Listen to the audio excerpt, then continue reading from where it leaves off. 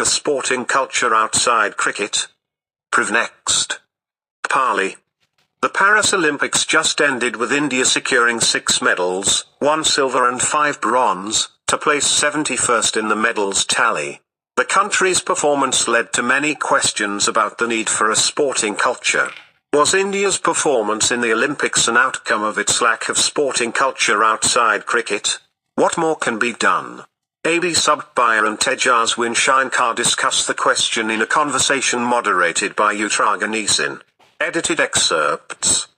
How would you compare India's performance with that of other countries? Tejaswin Shankar, there was greater visibility of our athletes. I don't know if that is because the broadcasters decided to cover Indian sports more compared to previous years or because we were able to send more athletes to the games this time. But there were more people in blue jerseys and that was good to see.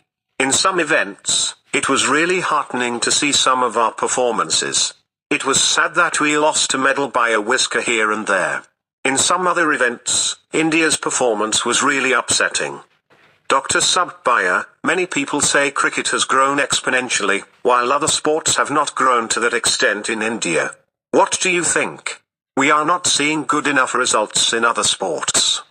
AB Subbaiah, yes, other Indian sports didn't make the changes that were required of them faster. In 1996, Atlanta, Leander Paes got the first individual bronze medal after 1952 at the Olympics. That was big. Nowadays, we win 7 to 8 Olympic medals across different sports. This is happening because we began identifying younger talent and giving them support. It is not enough at all, but it is happening. The infrastructure and sports science are much better than it was during our time. TS, as you said, results matter. Winning a medal is the goal and all our efforts are made towards that. From a sporting ecosystem standpoint, I feel we have come a long way since the London Olympics, 2012, or the Rio Olympics, 2016. There is a long way to go, however. People say, see how the US has so many medalists, look at their GDP, their population, etc. But we also have to realize that the US, have had more than 100 years of sporting history.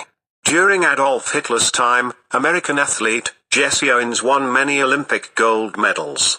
So, history also matters. On the other hand, India has been funding many sports well only in the last 8 to 10 years.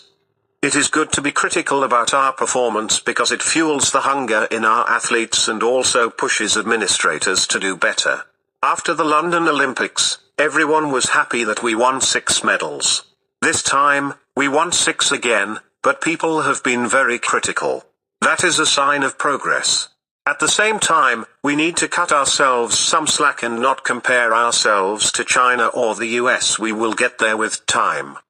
Do you agree that we are a one-sport nation that wakes up occasionally and demands results in other sports?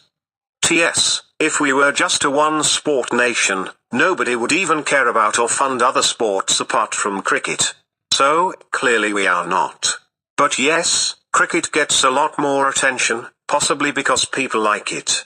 Even in the US, track and field does not get the same attention as, say, the NBA, National Basketball Association. There is a lack of general awareness about other sports. For example, badminton is probably one of the most famous sports after cricket in India. People talk a lot about it. We have had heroes like PV Sindhu, Parupalli Kashyap, and Saina Nehwal. But people still don't know the basic rules of the game. When they start demanding results, it becomes challenging for the athletes because they are not used to such criticism or even such attention when the games are on. When they play at the games and finish 4th, people are surprised and go through their whole biodata. But more people need to get interested and involved in these sports outside of the Olympics cycle. ABS, we are not a sporting nation.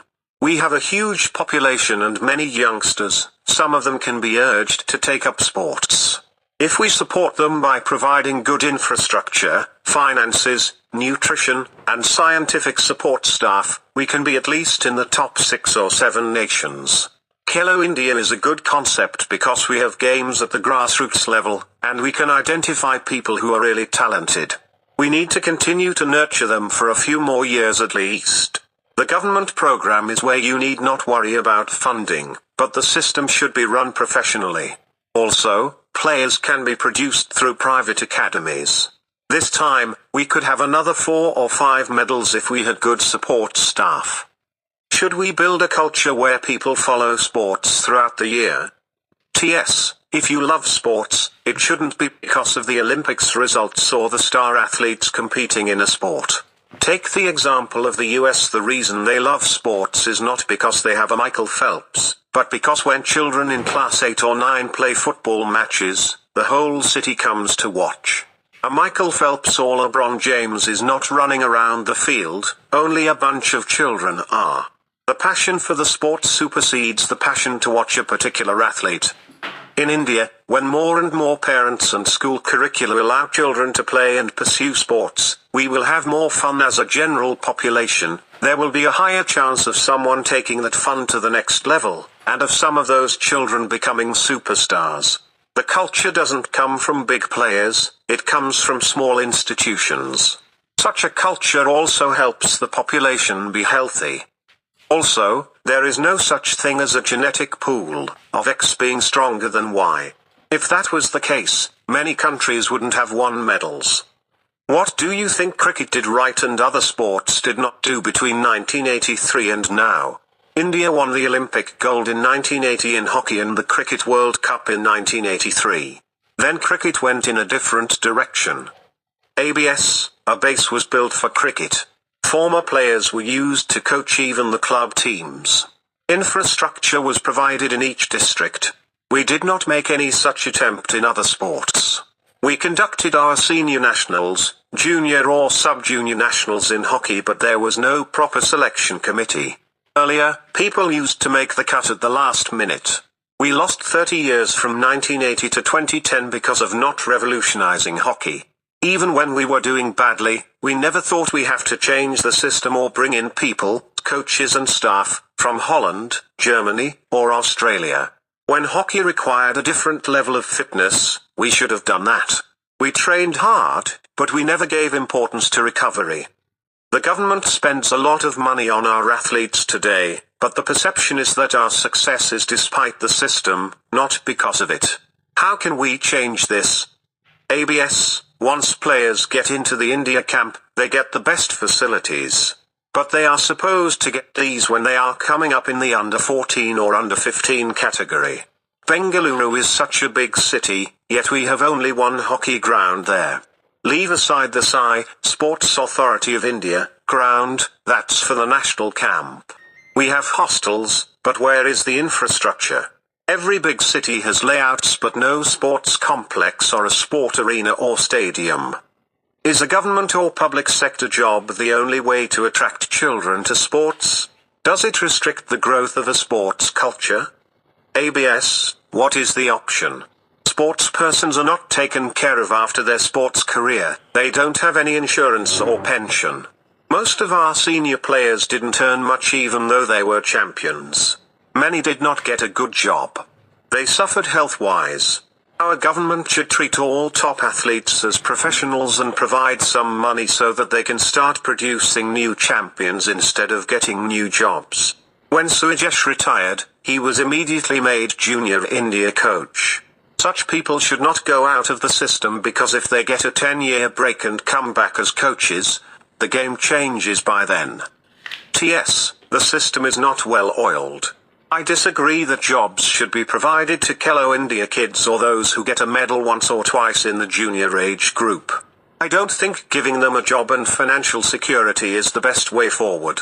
Sports is important, it helps you find new perspective, it teaches you different life skills. But it is not a way to find a job. You should find a job through education. Getting a government job should not be the goal of playing a sport.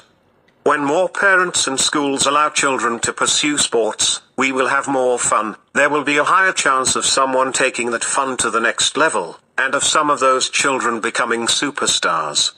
Tejaswin Shinkar. To listen to the full interview, scan the code or go to the link www.thehindu.com. What is the meaning of confounded? CONFOUNDED.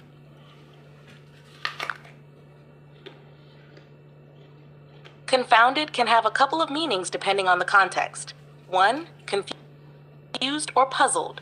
When someone is confounded, they are confused, surprised, or bewildered by something. For example, I was confounded by the complex instructions. 2. To mix up or cause confusion. It can also mean to cause confusion between two things, often leading to them being mistaken for one another. For example, the similar names confounded the two companies in the report. In older or more formal usage, confounded can also be used as an exclamation or mild curse, similar to damned, though this usage is less common today. For example, this confounded weather is ruining our plans. PIER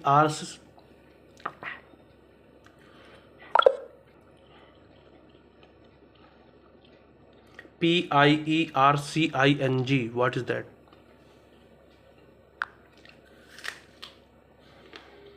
Piercing has a couple of different meanings depending on the context. 1. Body modification. The most common usage refers to the act of making a hole through a part of the body, typically to insert jewelry. For example, she got a piercing in her ear. 2. Sharp or intense. It can also describe something that is sharp or intense, often referring to sounds or feelings. For example, the piercing scream startled everyone, or he felt a piercing cold as he stepped outside. 3. Penetrating. In a more figurative sense, piercing can describe something that seems to go through or penetrate deeply, like a gaze or remark. For example, she gave him a piercing look that made him uneasy. Do you mean one of these, or do you have a different context in mind? Renders you, RENDERSYOU. It seems like you're referring to something, but I'm not quite sure what you mean by renders you renvers you. Could you clarify or provide a bit more context? I'm here to help. What is the meaning of renders you? It seems like you might be referring to render utils in a programming or technical context, possibly related to web development or software engineering. Render utils would typically be a utility module or collection of functions, utilities, used to help with rendering tasks, such as displaying user interfaces, graphics, or other visual elements in an application. For example, in a React.js application, a render utils module might contain helper functions that make it easier to render components, handle conditional rendering, or manage complex layouts. If this isn't what you meant, feel free to provide more context. What is the meaning of drain out? Drain out means to gradually remove or lose liquid, energy, or another substance from something until it's empty or nearly empty. It can be used both literally and figuratively. Examples. 1. Literal. The water began to drain out of the sink after I unplugged the drain. The fuel started to drain out of the tank due to a leak. 2. Figurative. After hours of meetings, I felt all my energy drain out. His enthusiasm drained out as the project became more challenging. In both cases, the idea is that something is gradually emptied or depleted. What is anticipate? Anticipation is the feeling of excitement, expectation, or nervousness about something that is going to happen in the future. It can also refer to the act of predicting or expecting something before it actually occurs. Examples. 1. Emotional response. She waited in eager anticipation for the concert to begin. 2. Prediction or expectation. In anticipation of the storm, they stocked up on supplies. In both cases, anticipation involves looking forward to or preparing for something that is expected to happen. What is sponge? SPONGE.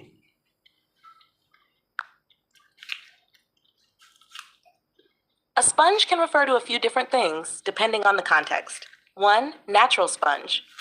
A sponge is a soft, porous material that comes from certain sea animals, specifically marine sponges. These natural sponges are used for cleaning or bathing because they can absorb and hold water. 2. Synthetic sponge. Most commonly, a sponge refers to a manufactured cleaning tool made from synthetic materials that mimic the absorbent properties of natural sponges. These are often used for washing dishes, cleaning surfaces, or personal hygiene. 3. Biological organism. Sponges are also a type of simple aquatic animal found in the ocean and sometimes freshwater. They have porous bodies that allow water to circulate through them, filtering nutrients from the water. 4. Figurative use. Sponge can also be used metaphorically to describe a person who absorbs knowledge or takes advantage of others' generosity without giving anything in return. For example, he's such a sponge, always borrowing money but never paying it back. Would you like more detail on one of these meanings? What is the meaning of excruciating?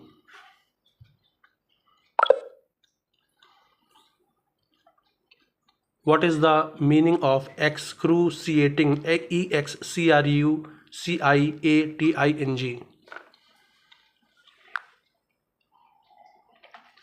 Excruciating means extremely painful or intense, often to the point where it's almost unbearable. It can refer to physical pain or to something that's mentally or emotionally distressing. Examples: 1. Physical pain. He felt excruciating pain after breaking his leg.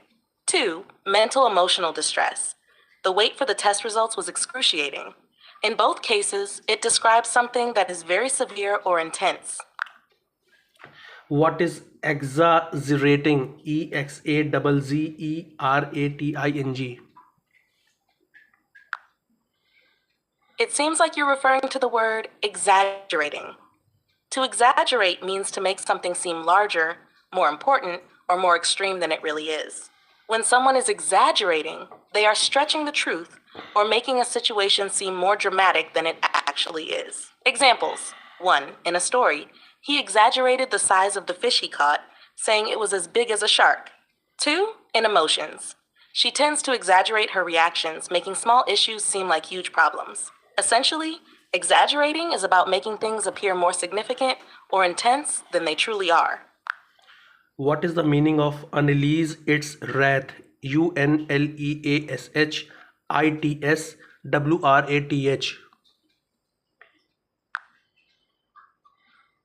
The phrase unleash its wrath means to release or let loose a powerful force, often associated with anger or destruction. When someone or something unleashes its wrath, it typically implies that they are expressing intense anger or causing significant harm or damage. Breaking it down: unleash, to release or set free something that has been held back or restrained.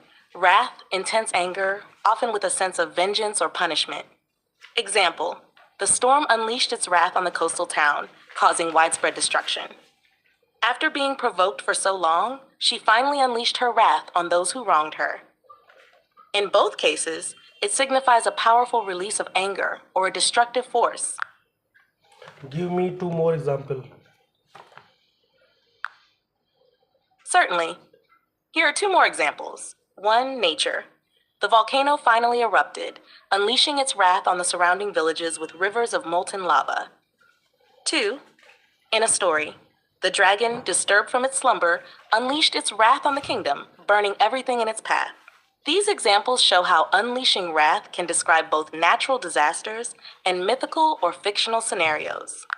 Thank you so much.